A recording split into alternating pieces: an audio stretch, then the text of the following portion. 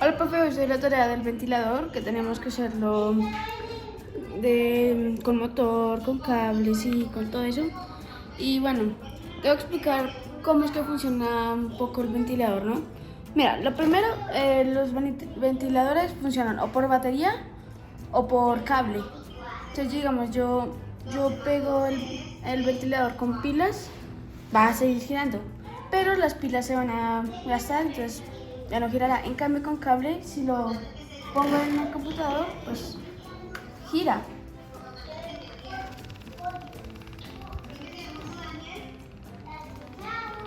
Y también funciona si lo conecto en los enchufes de acá. Si los conecto en los enchufes, también funciona. Entonces, pues de esta forma funciona. Y también le hice la casita. Y aquí, por donde gira, le puse una tapa para que hubiera más espacio y girara más rápido. Y le puse cinta y silicona y eso. Y bueno, pues así quedaría el resultado.